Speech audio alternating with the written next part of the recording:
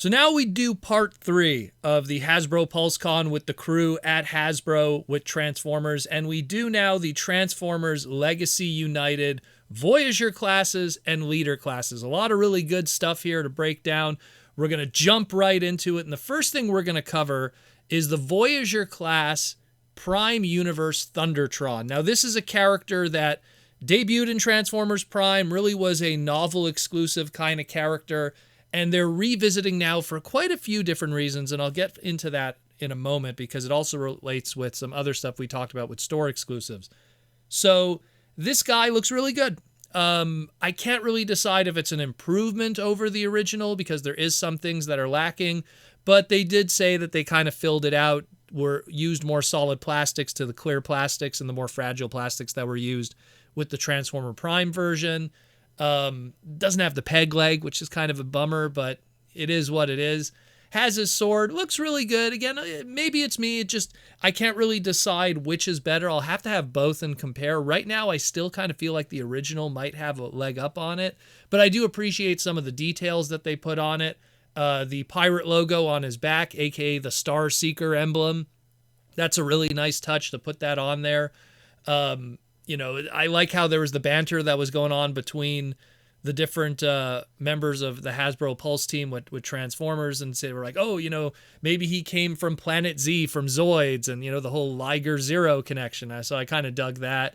And then they kind of said, he's the pirate that's looking for the other armorizers to collect them and, collect these rocks or these precious stones. So there's a little bit of story going on there. I appreciate all of that. And then BMAC was like, and don't forget, guys, don't forget what the name of, Thundertron's ship is. And it was like, because Thundertron is the captain of the tidal wave. So there's probably going to be some connection there with that tidal wave that we're going to talk about in a moment when we get to the poster in our next segment.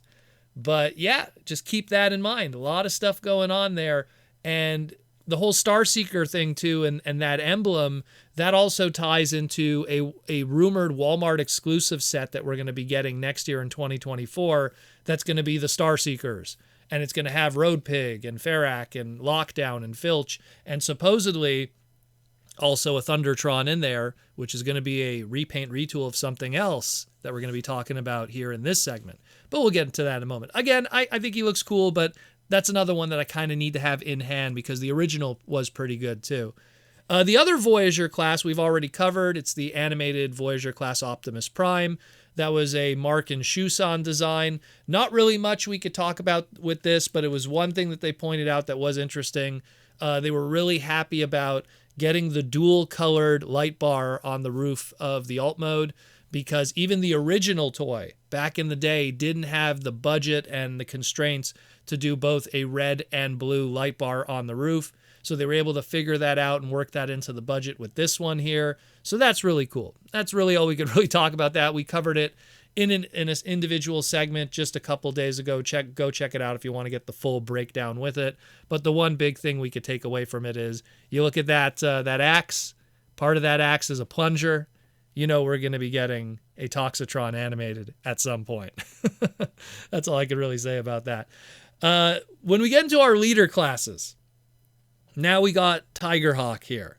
That's a Shusan design. Now, Tigerhawk already out of the bat was one of those characters, because he had the one toy and never had a newer version of him. His actual toy from Beast Wars goes for exuberant money, complete. So it's great to get something that is a upgrade of that's in the modern era, that'll make it affordable for people to get today instead of paying crazy money for it.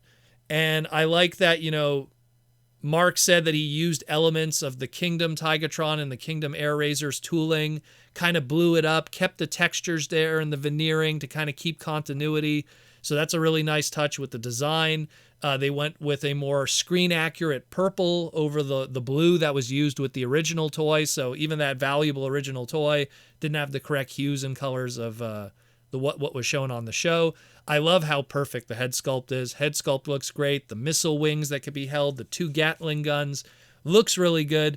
They said, you know what, one day we're going to do Vac Metal Chrome again. We're just not doing it yet. So they addressed that too with people. I mean, I think it looks really good. Again, maybe it's the Beast Wars side of me, but I think it looks really, really good. And in terms of repaints, we know we're going to see a Universe Razor Claw at some point with this. And the rumor is that, like I just said, the Star Seekers line, there's going to be a leader class Thundertron in it. And considering Thundertron that we just talked about is a Voyager class, the leader class might actually be a repaint or a retool of this Tigerhawk, because they're both like, giant, really cool looking tigers. Or lions, so they could really do something with that, and we could get a crazy Star Seeker leader class Thundertron from this Tigerhawk potentially. That's just the rumor right now. And the other leader class, unfortunately, is a package refresh, but this is something we've been dealing with for the past 5 years, in all honesty. When we had Earthrise, Wave 1 had the Siege Astro Train. When we had Kingdom, Wave 1 had the Earthrise leader class Optimus Prime. When we had Wave 1 Legacy, regular vanilla Legacy, we had Wave 1 release with a Kingdom Galvatron. When we had Legacy Evolution, we had Wave 1 with the Dragon Megatron, and then even then they gave us the Blitzwing after that too. So leader classes getting package refreshes seem to be a more common thing. I guess it's also to give people opportunities to pick up these leader classes if they couldn't afford it or get it at the time, because they are more expensive and are limited due to their case assortment of 2 per case. So it makes sense, and this time around, we're going to be getting, of course, our leader class Tigerhawk, and he's going to be packaged in a case of a package refresh of our Legacy Evolution Laser Optimus Prime. So you're going to get a second opportunity to pick that one up, if you will. So that's pretty cool, too, for people, again, who could not get it. But yeah, that's it more or less. Two things we already kind of discussed, so it's not really new stuff, but 2 things that are brand new big reveals. And Thundertron, well, I need to hold him in hand to get an idea how rad he could be, but I will say this, he is the captain of the tidal wave, so we're going to be discussing that in our next segment in relation to what else this line is going to be potentially giving to us in the near future. And the Tigerhawk, hey man, like, more Beast Wars stuff, I'm all down for that. There's so much good Beast Wars stuff still percolating that supposedly this line is going to give us, like Ace Silverbolt and many others.